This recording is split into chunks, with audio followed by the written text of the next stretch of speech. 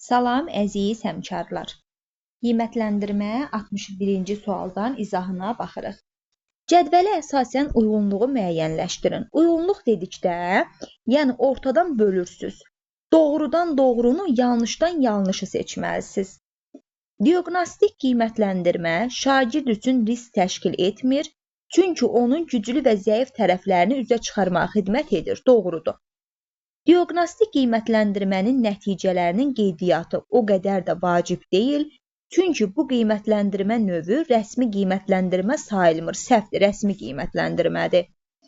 Diaqnostik qiymətləndirmə üçün nəzərdə tutulmuş tapşırıqlardan bölmənin sonunda da istifadə etmək olar. Bu halda şagirdlər özlərinin öyrənməsini izləyə bilərlər. Bu doğrudur. Məsələn, bölmənin əvvəlində nə dərəcədə bilirəm, bölmənin sonunda da həmin tapşırığı işlətməklə artıq şagird biləcək ki, əvvəldə nə dərəcədə bilir, sonda nə dərəcədə bilir. Diaqnostik qiymətləndirmənin əsas elementlərindən biri qarşılıqlı özünü qiymətləndirmədir. Bu diaqnostik yox, formativ qiymətləndirməyə aiddir. İndi baxırsınız, doğrudan 1 oldu, yanlışdan da 4 oldu. 1, 4 A bəndi. Sual işarəsinin yerinə uyğun gələn cavabı müəyyənləşdirin. Müəllim şagirdlərin ehtiyaclarını, onların güclü və zəif tərəflərini üzə çıxarmağa imkan verir. Müəllim cari dövr üçün fəaliyyətini effektiv şəkildə planlaşdırmaq imkanı verir. Bu bizə diaqnostik qiymətləndirmə nəticəsində edə bilərik. Klasteri tamamlayın. Əsas əlamətlərindən biri konstruktiv rəydir. Deməli, biz formativ qiymətləndirməni tapmalıyıq. Konstruktiv rəy formativ qiymətləndirməyə aiddir. Şagirddə qoyulmuş məqsədə çatmaqda kömək edən bir prosedurdur. Bax, doğrudur. Yəni ki, şagirdin gündəlik fəaliyyətini izləyib, rəy verir, istiqamət verir və şagird qoyulmuş məqsədə daha tez çatır A bəndi. Müəyyən olunmuş vaxtda məktəb rəhbərliyi tərəfindən bu BSG-dir. Şagird nailiyyətinin yekun qiymətləndirilməsi BSG, şagird sinifdə əldə edilən fəaliyyətə uyğun qiymətləndirilməsi, şagirdin bölmə ərzində öyrəndiklərini ümumiləşdirən, bu da KSG. 64. Uyğunluğu müəyyən edin. Ümumi rubrikdir, bir də tapşırığa əsaslanan rubrikdir. Gəlin baxaq. Eyni bir fəaliyyəti il boyu davamlı yoxlamaq imkanı verir. Bu ümumi rubrikə aiddir, yəni 1-ə A. Spesifik fəaliyyətlə bağlı olur. Bu tapşırığa əsaslanan rubrikdir, yəni 2-yə B. Təlim nəticələrinə əsaslanmaq vacib deyil. Təlim nəticələrinə əsaslanmaq vacib deyil, bu heç birinə aid deyil. Çünki ikisi də təlim nəticəsinə əsaslanır. Məqsəd eyni olan müxtəlif növ tapşırıqlara aid edilə bilər, bu da ümumi rubrikdir. Bu rubrikin meyarları tapşırıqdan tapşırığa dəyişir, bu tapşırığa əsaslanan rubrikdir. 1-ə A D, 2-yə B Y. Bu da eləyir D bəndi. Daha sonra 65.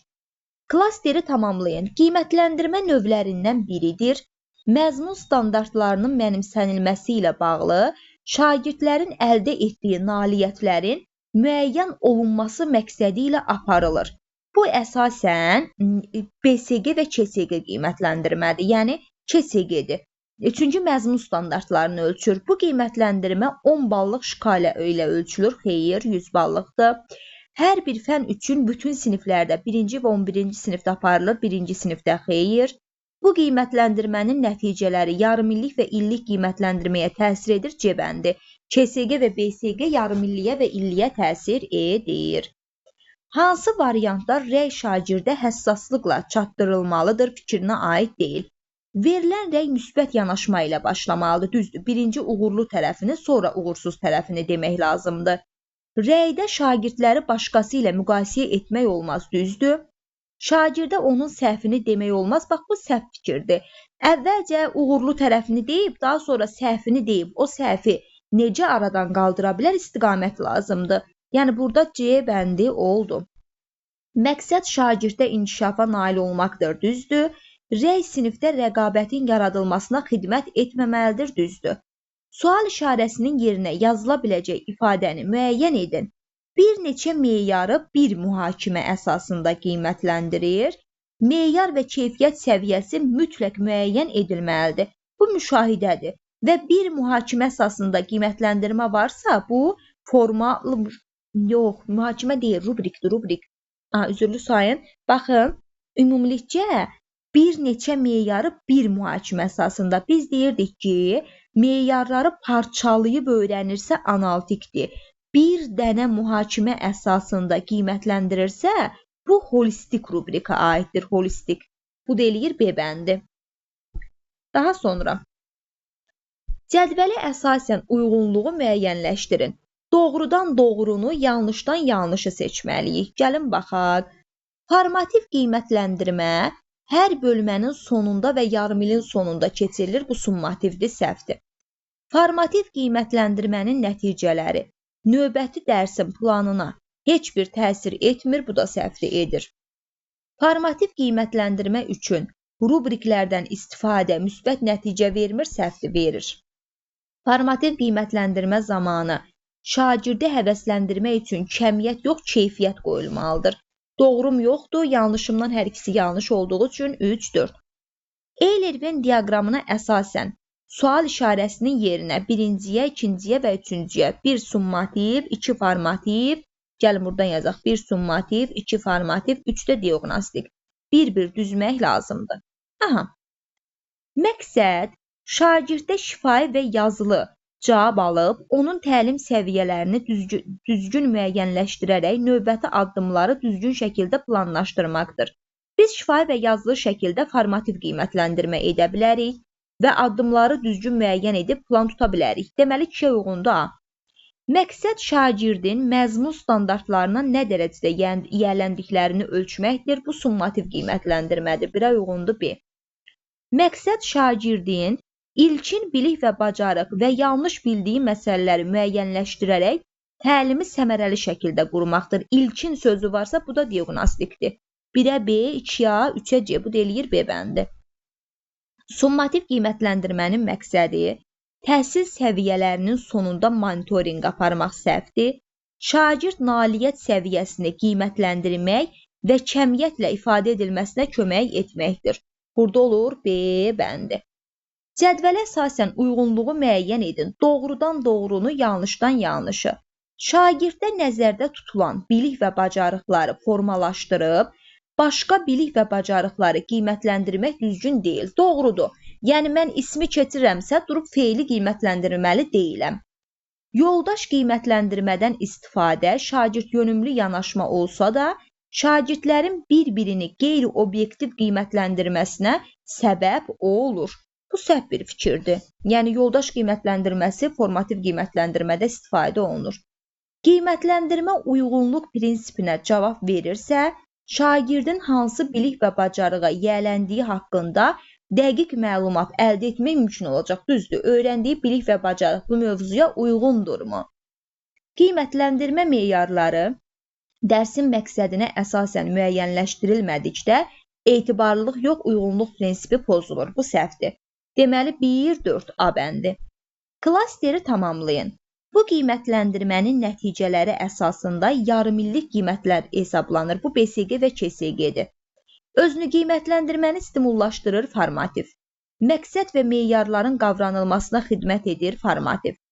Şagirdlərin necə öyrəndiklərinə əsaslanır formativ. Şagirdləri inkişaf etmək üçün yol göstərir formativ. Qiymətləndirmə üçün hazırlanmış test tapşırıqları müxtəlif səviyyədə olur, summativ, Y bəndi. Klasteri tamamlayın. Formativ qiymətləndirmə vasitəsidir, cütlərlə iş zamanı istifadə olunur, yoldaş qiymətləndirilməsi.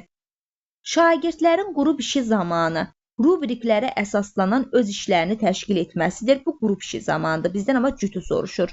Bir şagirdin digər şagirdin işinə rəqəmli yox, qiymət verə bilməz rəqəmli şəkildə, rəqəmli summativdədir. Şagirdlər öz öyrənməsini ölçür və inkişafı üçün strateji ölçən summativdir.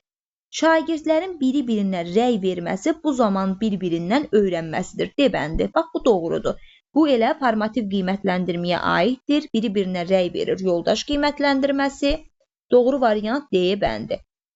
Formativ qiymətləndirilmə ilə bağlı cədvələ əsasən uyğunluğu müəyyən edin. Doğrudan doğrunu, yanlışdan yanlışı. Qiymətləndirmənin ayrı-ayrı şagirdlərin və bütün sinifin inkişafını izləmək deməkdir. Doğrudur. Qiymətləndirmənin əsas məqsədi şagirdə qiymət yazmaqla məhdudlaşır, yanlışdır. Çünki rəy verir, istiqamət verir. Elə qiymət yazıb qıraqda durmur ki. Qiymətləndirmənin uyğunluq prinsipi dedikdə, qiymətləndirmə nəticələrindəki davamlılıq nəzərdə tutulur, səhvdir, bu etibarlılıq prinsipinə aiddir. Qiymətləndirmə şagirdin güclü və zəif tərəflərini üzə çıxarmağa kömək edir, doğrudur. Doğrumdan 1, yanlışımdan 3, 1, 3, A bəndi. Sual işarəsinin yerinə yazıla biləcək ifadəni müəyyənləşdirin. Bölmənin daxilində və sonunda bir də 45 dəqiqə. Bu kiçik summativ qiymətləndirmədə daxilində də apara bilərəm, sonunda da apara bilərəm. 1-45 dəqiqəni əhatə edir. Biri diaqnostik qiymətləndirmənin məqsədinə aid deyil. Şagirdin məzmunla bağlı ümumi bacarıqlarını müəyyənləşdirir, aiddir. Şagirdin bilik səviyyəsini müəyyənləşdirir, aiddir. Şagirdin psixoloji vəziyyətini öyrənməyə yardım edir, ilkin qiymətləndirmədir, bəli. Təlimi effektiv təşkil etməyə kömək edir, bəli. Gündəlik fəaliyyətini izləyən formativ qiymətləndirmədir, Y bəndi. Summativ qiymətləndirməyə aid olanı müəyyənləşdirin. Təlim nailiyyətinin qiymətləndirilməsinə yönəlməlidir, 1. Müəllimin müşahidəsinə əsaslanır, bu formativdir. Şagirdin yarımillik qiymətləndirməsinə təsir edir, 3. Təlim fəaliyyətini izləməyə və inkişaf etdirməyə xidmət edir, formativ. Nəticələri sinif jurnalında qeyd edilir, 5, 1, 3, 5 summativə aiddir. Müşahidə ilə bağlı yanlış fikri müəyyən edin. Müşahidə formativ qiymətləndirmənin içərisindədir. Formal müşahidə daha strukturlaşdırılmış formada layihələr zamanında istifadə edilə bilər, doğrudur. Müşahidə prosesi hər hansı bir tapşırığın icrası zamanı deyil. Həmçinin tədris prosesi boyu davam edir, tədris boyu müşahidə olunur, doğrudur. Müşahidə zamanı şagirdin fəaliyyəti haqqında toplanılan informasiya onun kəmiyyət yox, keyfiyyətlə qiymətləndirilməlidir, C bəndi. Kəmiyyət qiymətləndirilməsi summativdir. Müşahidə formativə aiddir. Formativdə kəmiyyət qiymətləndirilməsi yoxdur. Müşahidələrin nəticələrinin qeydiyyatının aparılması mütləqdir, doğrudur. Müəllim müşahidə nəticəsində şagirdləri öz bilik və bacarıqları haqqında düşünməyə sövq edə bilir, doğrudur. Cədvələ əsasən uyğunluğu müəyyən edin. Doğrudan doğrunu, yanlışdan yanlışı. Şagirdlərə açıq tipli sual verməklə onlarda yuxarı təfəkkür səviyyəsinin inkişafını təmin edir. Dəyərləndirmə mərhələsi, yaratma mərhələsi, bəli, doğrudur. Məsələn, öz fikirlərini deyəcək olacaq dəyərləndirmə mərhələsi. Şagirdlərə dərs zamanı qapalı suallar verməmək olar. Əsas odur ki, şagirdlər effektiv açıq suallarla təmin olunsun. Bu səhv bir fikirdir. Qapalı sual da vermək vacibdir. Şagirdlərə gözləmə vaxtının verilməsi öyrənmə prosesində şagirdin düşünməsini təmin edən faktordur. Doğrudur. Elə şagird var ki, avtomatik cavab verir. Eləsi var ki, düşünməlidir. Yəni ona ən azı 3 saniyə, 5 saniyə, 30 saniyə gözləmə vaxtı verilməlidir. Şagirdlərə qapalı sualların verilməsi onları düşünməyə vadar edən əsas vasitədir. Qapalı sual düşünməyə vadar etmir. Açıq sual düşünməyə vadar edir. Deməli, C bəndi 1, 4. Eylervin diaqramına əsasən sual işarəsinin yerinə yazılmalıdır. Uyğunluq, bir də etibarlılıq. Qiymətləndirmə əvvəlcədən planlaşdırılan bilik, bacarıqlar üzrə olan sahəni ölçməlidir. Bu uyğunluqdur, yəni uyğun olmalıdır. A getdi 1-ə. Qiymətləndirmə nəticələrindəki davamlılıq nəzərdə tutulur, bu etibarlılıqdır. Hazırlanmış tapşırıqları nəzərdə tutanı ölçülür, bu uyğunluqdur. Fərqli zamanlarda yerinə yetirilən eyni mövzuya aid analoji qiymətləndirmə tapşırıqlarının nəticələri biri-birinə yaxın olmalıdır. Məsələn, ayın 5-i summativ keçirtmişəm, o tapşırığı bir aydan sonra yenidən yazdırıram. Əgər eyni nəticəni toplayırsa, ona yaxın nəticəni toplayırsa, deməli qiymətim etibarlıdır. Bu da olur D bəndi. Daha sonra burada da yenə uyğunluğu müəyyən edin. Etibarlılıq və uyğunluq prinsipi. Buradan yazaq 1, 2.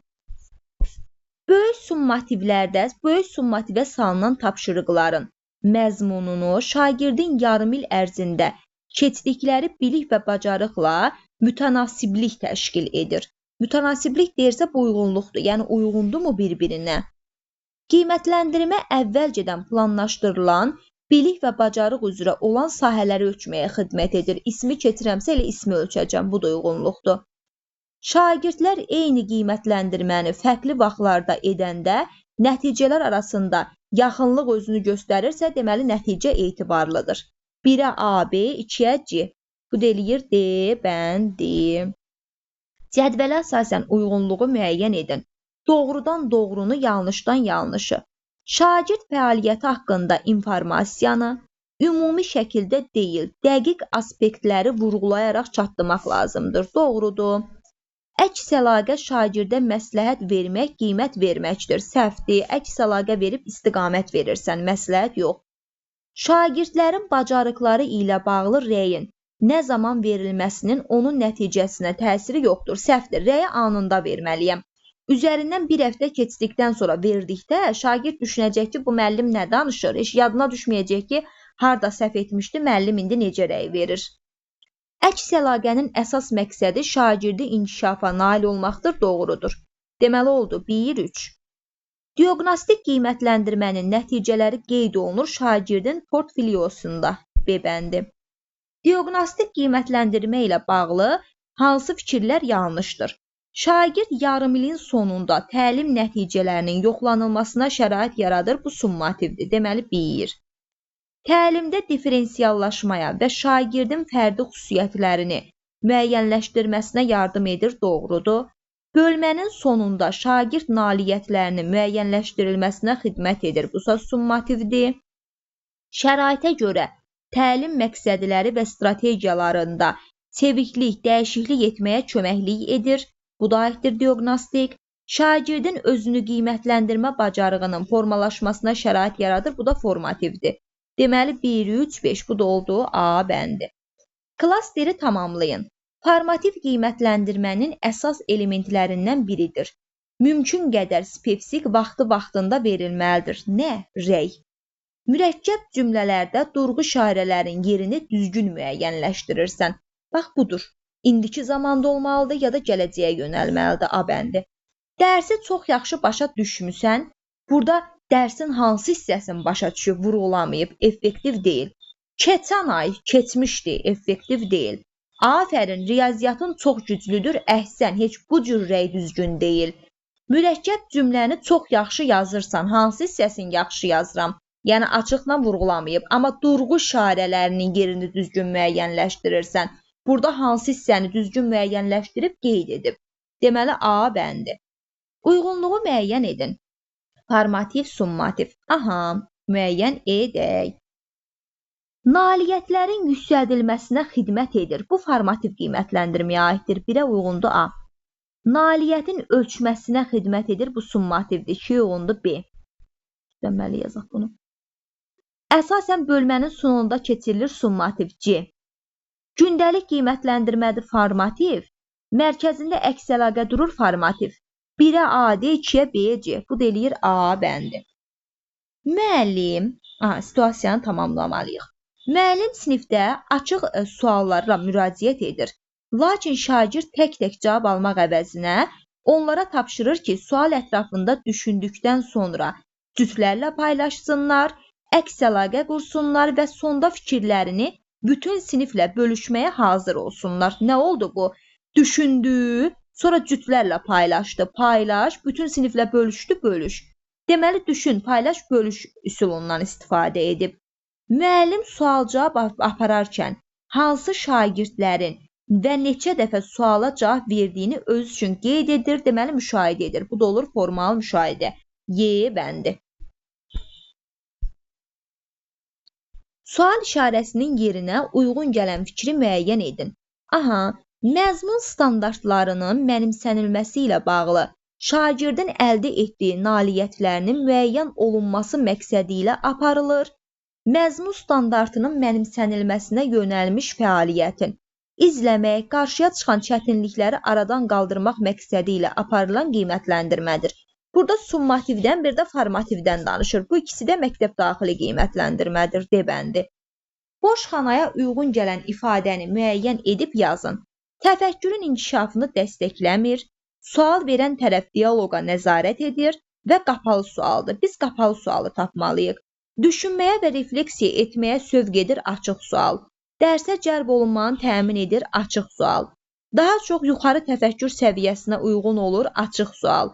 Çox zaman tez cavablandırmaq mümkündür, bu qapalı sualdır. İsmin neçə alı var? 6 var, alı var. Tez cavablandırdıq mı? Cavablandırdıq. Riyaziyyat nəyə deyilir? Fizika nəyə deyilir? Tərifin bilən tez cavablayacaq. Deməli, bunlar qapalı suallardır. Debatlarda istifadə olunur. Debat münasibət bildirməkdir deyə açıq sual istifadə olunur. Venn diaqramına əsasən sual işarəsinin yerinə yazılmalıdır. Diaqnostiklə formativin oxşarını müəyyən etməliyəm. Təlimdə daha effektiv təşkil etmək üçün müəllimi yönəldən qiymətləndirmə vasitəsidir. Bu ikisinə də aiddir bəndi. Dərs boyu şagirdi izləyir formativ. Müəllim bu qiymətləndirmə vasitəsilə şagird tərəfindən dərs boyu keçirilən formativ. Bu qiymətləndirmə bütün qiymətləndirmədən əvvəl aparılır diaqnostik. Şagirdin tədris zamanı qazandığı bilik və bacarığı izləməyə imkan verir formativ. İkisinin oxşar cəhətidir A bəndi. Fikri tamamlayın. Holistik rubrik ümumidir.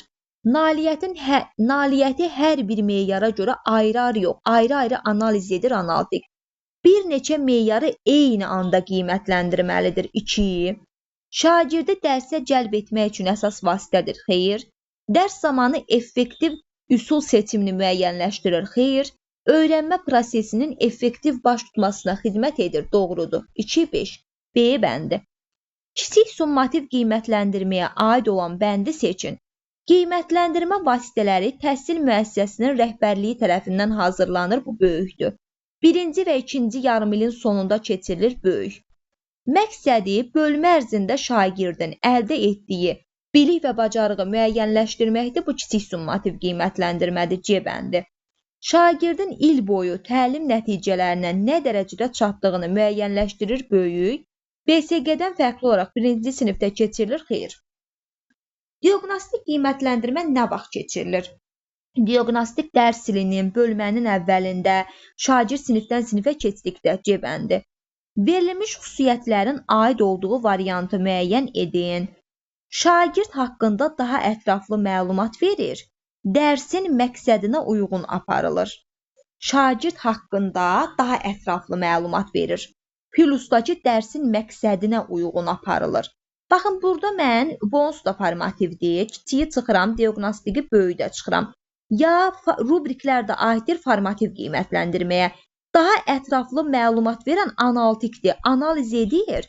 Şagirdləri bu mövzunun bütün hissələrini ayrı-ayrılıq meyarlar əsasında qiymətləndirir.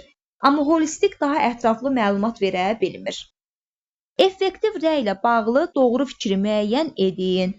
Əks əlaqə tərifləmək və qiymət vermək deyil. A bəndi doğrudur.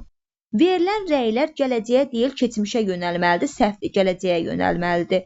Şagirdin emosiyalarına yönəlik rəy verilməlidir, səhvdir.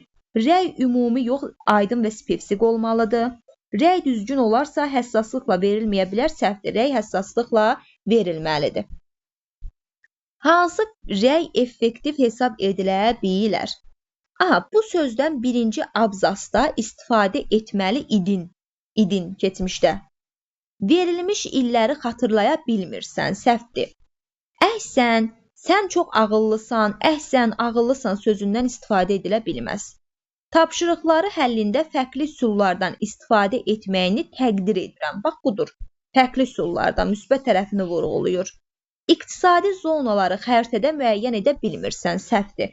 Əgər səhvi varsa, birinci müsbəti deməlidir, daha sonra, yəni birinci uğurlu tərəfini deyib, daha sonra uğursuz tərəfini vurğulamalıdır.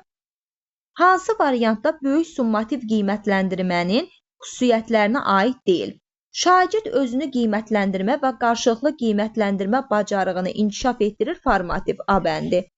Qiymətləndirmə yarımillərin sonunda keçirilir, summativdir. Qiymətləndirmə vasitələri məktəb rəhbərliyi tərəfindən hazırlanır, summativdir. Qiymətləndirmədə iştirak edə bilməyən şagird prosesə 2 həftə müddətində cəlb edilməlidir, summativ. Ümumi orta və tam orta təhsil səviyyəsində 45-90 dəqiqə ərzində aparıla bilər, summativ. Biri müasir qiymətləndirmənin xüsusiyyətləridir. Tədris prosesini yalnız müəyyən bir hissəsində aparılır, səhvdir, bütün hissələrində aparılır. Bilik və bacarıq vərdişlərin inkişafına yönəlsə də, reallıqda əsasən şagirdin bilik səviyyəsini qiymətləndirilməlidir, səhvdir. Təhsilin və tədrisin keyfiyyətinin yüksədilməsinə yönəlməlidir, doğrudur, C bəndi. Şagirdlərdə daha çox mövzu üzrə qazanılmış bilikləri yoxlanılır, səhvdir. Şagirdin sosial bacarıqları qiymətləndirilməsi əsas hesab edilir, səhvdir.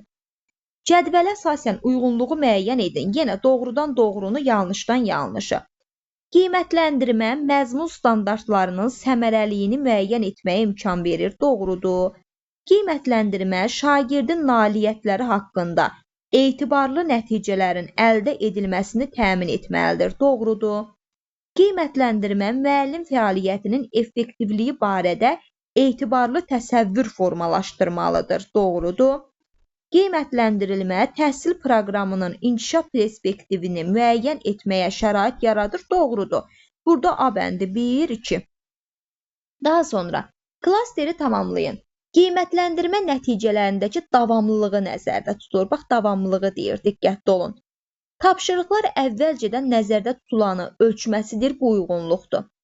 Şagirdlərin fərqli zamanda etdiyi qiymətləndirmə tapşırıqları üzrə topladığı nəticənin maksimum oxşarı davamlıdır. Məsələn, ayın 5-i summativ keçirmişəm. Üstündən 10 gün deməyim də 1 ay keçib. 1 aydan sonra bu tapşırığı yazdırıram. Şagirdin biri 80 alıb, məsələn, digərində yazdıranda 75 alır. Bunlar bir-birinə yaxındırsa, deməli etibarlıdır da. Köçürdüb eləməyib, özü yazıb. Bax, etibarlıq bunu yoxlayır. Yanlış fikri müəyyən edin. Müəllim meyar müəyyən edərkən, onun məzmunla uyğunluq təşkil etməsinə diqqət etməlidir. Bu doğru bir fikirdir. Məsələn, feil keçib, feili ona uyğun qiymətləndirməlidir. Müəllim məlumatlandırılan qiymətləndirmə vasitəsi olması, diaqnostik və formativ qiymətləndirmə üçün ortaq cəhət hesab edilə bilər. Bu da doğrudur. Ümumi rubrikdən məqsəd eyni olan müxtəlif tapşırıqlarda istifadə etmək olar, doğruda adından göründüyü kimi ümumi rubrik. Holistik rubrik şagirdin işini ümumi mühakiməyə əsasında qiymətləndirdiyi üçün onların fəaliyyəti haqqında etibarlı məlumat vermir, səhvdir. Həm analitik rubrik, həm holistik rubrik etibarlı məlumat verir. Effektiv olmayan rəy gələcəkdə şagirdə verəcəyiniz müsbət rəylərə də təsir edə bilər. Bu da doğrudur. Klasteri tamamlayın. Qiymətləndirmə növlərindən biridir. Şagirdin mövcud vəziyyətini müəyyənləşdirməyə imkan verən ilkin qiymətləndirmə. Deməli, diaqnostiki tapmalıyam. Təlim prosesinin hər hansı bir aralıq mərhələsində aparıla bilər. Diaqnostik düzdə aparıla bilər. Məsələn, şagird sinifdən sinifə keçdikdə bu zaman aparılır. Hər bölmənin və mövzunun sonunda aparılır summativ. Bölmə və bəhslərin hər yarımilin sonunda aparılır summativ. Şagirdin gündəlik təlim nəticələrinə yönəldən qiymətləndirmədir formativ. Yekun məlumat verir summativ. Deməli, ən uyğun variant burada A variantıdır.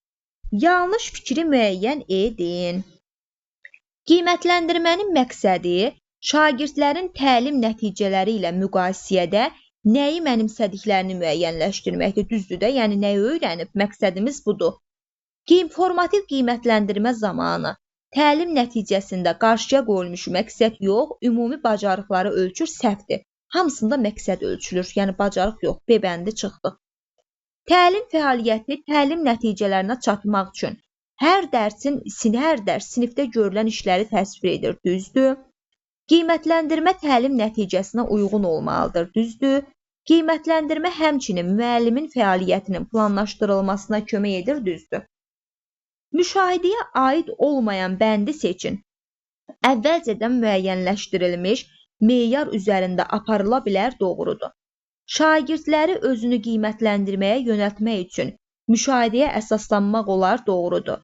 Xüsusi müşahidə vasitəsinə ehtiyac olmaya bilər, doğrudur. Summativ qiymətləndirmə prosesində müşahidə əsasında əks əlaqə formativə uyğundur. D bəndi səhvdir. Müşahidə şagirdlərin dərsdə cəlb olunma səviyyəsini müəyyənləşdirməyə imkan verir, doğrudur. Rubrika aid olan fikirlərdən hansı doğru deyil? Formativ qiymətləndirilmənin aparılmasına xidmət edən vasitələrdən biridir. Doğrudur. Rubrik formativ qiymətləndirmənin aparılmasına xidmət edir. Şagirdləri qarşılıqlı qiymətləndirmə vasitəsi kimi istifadə edilmir. Səhvdir. Yoldaş qiymətləndirilməsi formativdədir, rubrikdə formativdədir. İstifadə edilir. B bəndi. Şagirdlərə nəyin necə qiymətləndiriləcəyi öncədən müəyyənləşdirilir. Doğrudur. Şagirdin bacarığı meyarlar və meyara uyğun keyfiyyət səviyyəsi üzrə qiymətləndirilir. Doğrudur. Şagirdin sosial bacarıqlarının ölçülməsi üçün də istifadə oluna bilər. Doğrudur. Yanlış fikri müəyyən edin. Qiymətləndirilmə səmərəli öyrətmə və öyrənmə prosesinin əsas elementlərindən biridir. Doğrudur. Müasir pedaqogikada qiymətləndirmə şagird barədə informasiya toplamaq kimi izah edilir. Doğrudur. Əldə edilmiş bilik və bacarığın möhkəmləndirilməsi üçün daha çox sərbəst işlərin keçirilməsi məqsədə uyğundur. Səhvdir. C bəndi. Testdə istifadə oluna bilər. Şifahi şəkildə də sorğu-sualı oluna bilər. Yəni daha çox sərbəst işlər xeyir. Refleksiya artıq başa çatmış prosesin şuurda inikasıdır və refleksiyasız aparılan dərs yarımçıq hesab edilir. Bu da doğrudur. Dərsin sonunda məsələn şagird özünü refleksiya etməlidir ki, nə bilir? Summativ qiymətləndirilmə olmasa, şagirdlərin kəmiyyətlə qiymətləndirilməsi aparıla bilməz. Kəmiyyətlə qiymətləndirilmə summativə aiddir. Doğrudur. Hansı diaqnostik qiymətləndirmənin məqsədlərindən birini göstərir? Qrup şəklində hər bir şagirdin biliyini üzə çıxarmaq səhvdir. Təhsil sistemində inkişaf prosesini yönləndirmək səhvdir. Şagirdin dərsdənkənar məşğələlərindəki fəaliyyətini idarə etmək səhvdir. Müəllimin təlim fəaliyyətində hansı metodlardan istifadə edəcəyini müəyyənləşdirmək düzdür. Müəllim diaqnostik qiymətləndirmə keçirməklə öz təlim metodlarını dəyişə bilər. Hansı hallarda qiymətləndirmə şagird nailiyyətinə müsbət təsir etmir? Şagirdlərə fəaliyyətləri barədə düzgün istiqamət müsbət təsir edəcək, düzgün istiqamət verir. Öyrənmə üçün aydın standartları müəyyənləşdirdikdə bu da düzgündür. Şagirdin təlim fəaliyyətinin inkişafını davamlı şəkildə aparıldıqda düzgündür. Şagirdin istəklərini qarşılamaq naminə təlimi tənzimlədikdə səhvdir. Bəlkə bu gün deyəcək ki, müəllim mənə dərs keçmə, biz durub onun istəyini nəzərə alıb dərs keçməməliyik ki, o baxır hansı istəyinə. Formativ qiymətləndirmə meyarları təlim nəticələrinə uyğunlaşdırdıqda düzdür. Klasteri tamamlayın. Müəllimə yeni mövzunun təqdim edilməsində nədən başlamalı olduğunu göstərir. Bu diaqnostikdir. Bütün təlim prosesi müddətində mütəmadi olaraq aparılır formativ. Hər bölmə və mövzunun sonunda aparılır summativ. Bölmə və bəhslərin hər yarımilin sonunda aparılır summativ. Tədris resurslarında nəzərdə tutulmuş hər bölmənin əvvəlində aparılır diaqnostik debəndi. Təhsil səviyyəsinin sonunda şagirdin təlim nailiyyətlərini müəyyənləşdirmək məqsədi ilə aparılır summativ. Sonda apardığımız qiymətləndirmə summativdir. Hər dərs şagirdi izləməyi formativdir. Əvvəldə apardığımız diaqnostikdir. Hansı qiymətləndirmə növü müəllim üçün dərsi effektiv şəkildə planlaşdırmağa və tədrisin effektiv qurulmasına imkan yaradır? İlkin qiymətləndirilmə də diaqnostik qiymətləndirilməyə aiddir. Bu deyil B bəndi. Cədvələ əsasən uyğunluğu müəyyən edin. Doğrudan doğrunu, yanlışdan yanlışı seçməliyəm. Motive edici rəy şagirdləri emosional olaraq dəstəkləməyə xidmət edir. Adından göründüyü kimi motivasiya etmək üçün emosional dəstəkləmək lazımdır, düzdür. Məzmun haqqında əks əlaqə şagirdin yerinə yetirdiyi tapşırığın məzmununa yönəldir. Əlbəttə ki, tapşırığa əsasən əks əlaqə verməliyəm. Rəy şagirdin dərsin əvvəlində qoyulmuş hədəfə çatdırmağa xidmət edir, düzdür, istiqamət verir. Hər hansı bölmənin sonunda yekunlaşdırıcı əks əlaqə qurmaq olar, doğrudur. Deməli, burada yanlışım olmadığı üçün elə 1-2. Uyğunluğu müəyyən edin. Formal müşahidə, qeyri-formal müşahidə. Ümumiləşdirici dərslər zamanı aparılması məqsədə uyğundur. Formal müşahidə. Şagirdin fəaliyyətini Struklaşdırılmış formada müşahidə etməyə imkan verir. Bu da formal. Qiymətləndirmə vərəqi olmadan spontan olaraq aparılır, deyir formal. Bu da eləyir D bəndi. Eyler-Venn diaqramına əsasən uyğunluğu müəyyən edin. A. Summativə, bir də formativə. Məzmun standartlarının mənimsənilməsinə yönəlmiş fəaliyyəti izləyir davamlı olaraq. Bu formativdir izləmək. Təhsil alanların məzmun standartının mənimsənilməsi ilə bağlı əldə etdiyi nailiyyətlərinin müəyyən olunması məqsədi ilə aparılır, yəni ölçür. Bu summativ. Müəyyən olunmuş bir vaxtda aparılır summativ. Dərs boyu aparılır formativ. 1-ə BC, 2-ə A-dir. Bu da eləyir A bəndi. Bu qiymətləndirmə şagirdin yarımillik qiymətini müəyyənləşdirir. Yarımillik qiymətini müəyyənləşdirən summativ qiymətləndirmədir. Rubrik haqqında yanlış fikri müəyyənləşdirin. Qiymətləndirmə zamanı ümumi bacarıqlara yönəlmiş rubrikdən istifadə daha səmərəlidir. Səhvdir. Ümumi bacarığa yönəlmiş rubrik də var, amma daha səmərəli ayrı-ayrı meyarlara əsasən ayrı-ayrı bacarıqları qiymətləndirməkdir. İzahlara görə anlayışları müəyyənləşdirin. Aha, şagirdin nəyin qiymətləndiriləcəyini müəyyənləşdirir. Nəyin qiymətləndiriləcəyi, hansı meyara əsasən? Bir meyardır. Meyar necə və hansı səviyyədə qiymətləndirilməsi öz əksini tapır? Yəni, hansı keyfiyyət səviyyəsində? Şagirdin özünün nailiyyəti barədə aydın təsəvvürə malikdir. Yəni, təsəvvür deyirsə, meyarlara müvafiq keyfiyyət səviyyələrinin təsviri. Bu da eləyir A bəndi. Rubriklə bağlı yanlış fikri müəyyən edin. Rubriklərdən şagirdin özünü qiymətləndirilməsi və yoldaş qiymətləndirilməsində səmərəli istifadə etmək olar, doğrudur. Rubrik şagirdə vaxtı-vaxtında lazımı rəy verilməsinə şərait yaradır, doğrudur. Təlim prosesində bərabərlik və ədalətlilik gətirir, şagirdlərə onların təlim fəaliyyəti barədə dəqiq məlumat verir, doğrudur. Rubrikin meyarları şagirdlərdə əsasən yaradıcı düşüncəni inkişaf etdirir, bu səhv fikirdir. Hər hansı bir yaradıcı düşüncəni inkişaf etdirmir. Rubriklərdə özünü qiymətləndirilmə aparılması metakognitiv bilik, yəni dəyərləndirmə mərhələsi, tənqidi təfəkkürü formalaşdırır. Deməli, yanlışdır burada D bəndi. Daha sonra verilmiş xüsusiyyətlər hansı bəndə uyğundur? Aha, şagirdin bilik və bacarıqları haqqında ümumi şəkildə tez məlumat verməyə şərait yaradır. Bütün meyarlar eyni anda tətbiq edilərək hər hansı prosesi ümumi şəkildə qiymətləndirir. Bu formativ qiymətləndirmədir. Plus da ümumi şəkildə edirsə holistik rubrikdir. Diaqnostik qiymətləndirmənin məqsədi hansı bənddə yanlış göstərilmişdir? Bölmənin əvvəlində şagirdin bilik və bacarıq səviyyəsini müəyyənləşdirməyə xidmət edir, doğrudur. Şagirdin təlim fəaliyyətini izləməyə, inkişaf etdirməyə xidmət edir, bu formativdir, səhvdir. Şagird sinif dəyişdikdə onun ilkin bilik və bacarığını müəyyənləşdirməyə xidmət edir, doğrudur. Diaqnostik qiymətləndirməyə əsasən illik planlaşmada dəyişiklik etmək mümkündür, doğrudur. Diaqnostik qiymətləndirmə diferensial təlimə şərait yaradır, doğrudur. Söz birləşmələrinə aid tapşırıqların çoxunu düzgün yazmısan keçmişdə. Səhv etdiklərin isə qeyri-təyini söz birləşmələri ilə bağlıdır. Əslində yazmısan, indi zamandır bu. Keçmişdə deyil axı. Pülsə deyir bağlıdır. Deməli, indiki zamanda verir bu rəyi. Mövzunu oxuduqdan sonra tapşırığı yenidən yazarsan, gələcəyə yönəldirir. Bax, gələcəyə yönəlib düzdür. Şagirdin gördüyü şəxsiyyətdirir, düzdür. İdraç fəaliyyətinə yönəlib düzdür. Şagirdin səhvini diqqətə çatdırır, düzdür. Keçmişə yönəlməyib, hal-hazırda rəy verir və gələcəyə də istiqamət verir ki, yazarsan. Harada yazacaq gələcəkdə?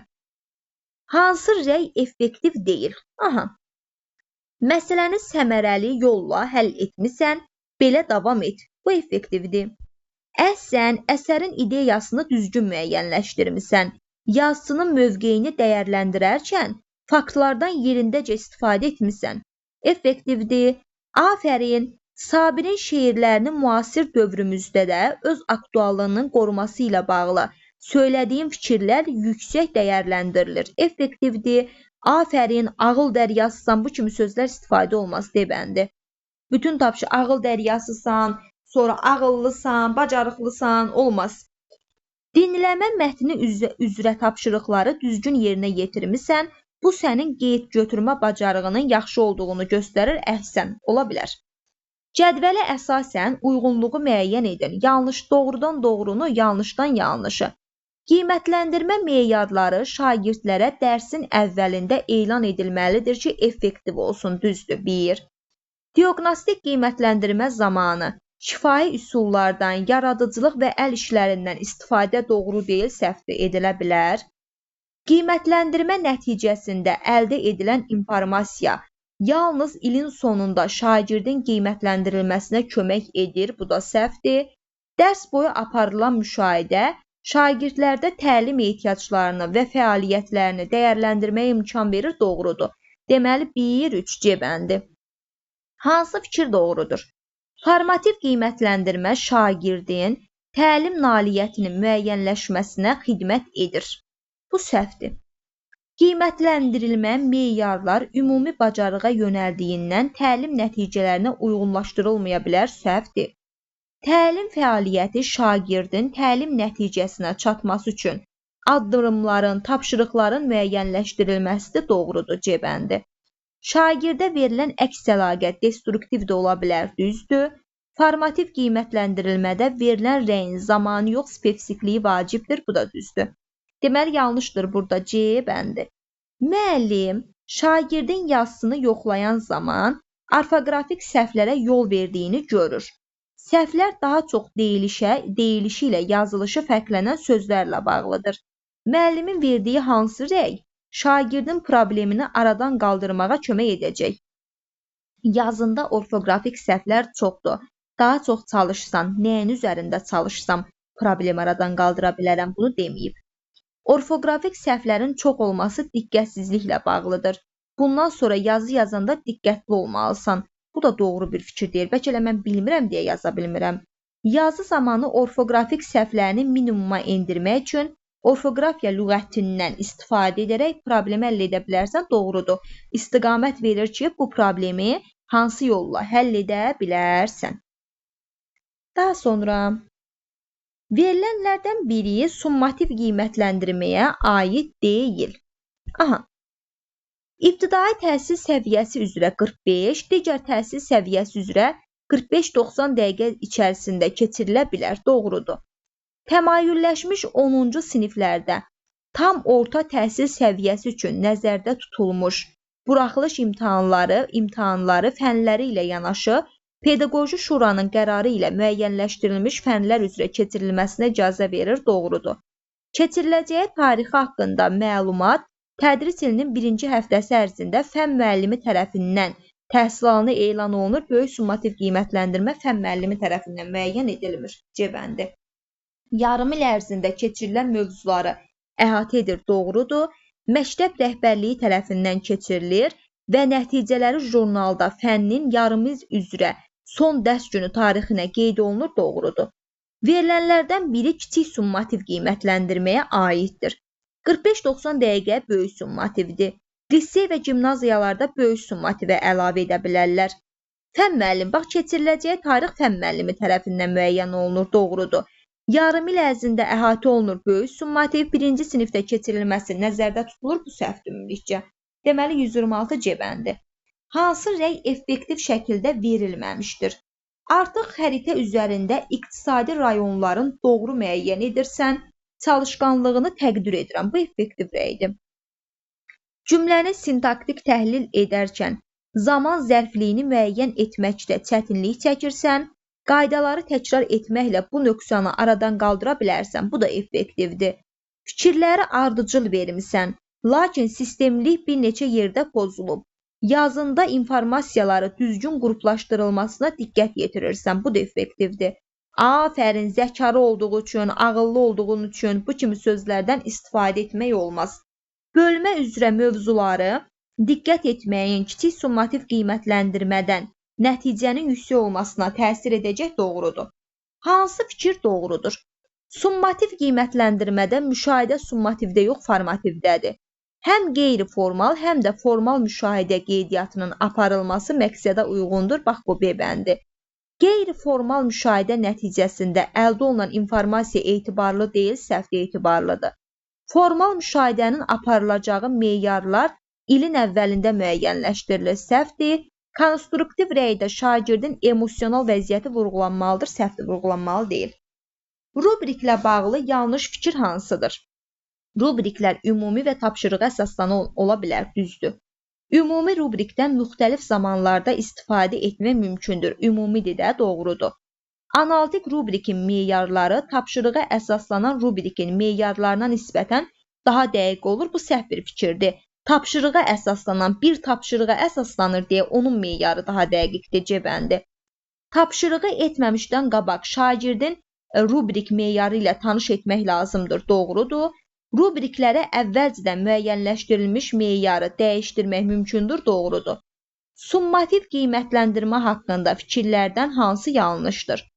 Summativdə şagirdlərin təlim nailiyyətləri tapşırıq vermə üsulundan istifadə edilərək yoxlanıla bilər, doğrudur.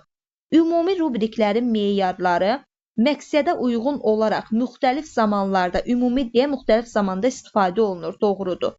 Summativ qiymətləndirmənin nəticəsini müşahidəyə əsaslanmaqla müəyyən etmək olar, səhvdir. Müşahidəyə əsaslanma formativə aiddir. Yarım il üzrə böyük summativ qiymətləndirilmə aparıla bilər, doğrudur. Yarımillik qiymətləndirməyə böyük summativ qiymətləndirmə nəticəsinin 60% təsir göstərir, doğrudur. Holistik rubrika aid olmayanı müəyyən edin.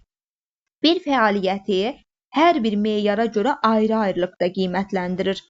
Holistik rubrik düzdür. Daha sonra aid holistik yox, analitik rubrikdir. Ayrı-ayrı meyarla qiymətləndirən. A variantı səhvdir. Aid olanı deyir. Tədrisdə öyrənməni detallı qiymətləndirilməsinə xidmət edir analitik. Bütün meyarları eyni anda tətbiq edərək işi ümumi bir meyar əsasında qiymətləndirir. Bax, bu cəbəndi holistikdir. Hər bir kriteriya tək-tək baxmağa şərait yaradır analitik.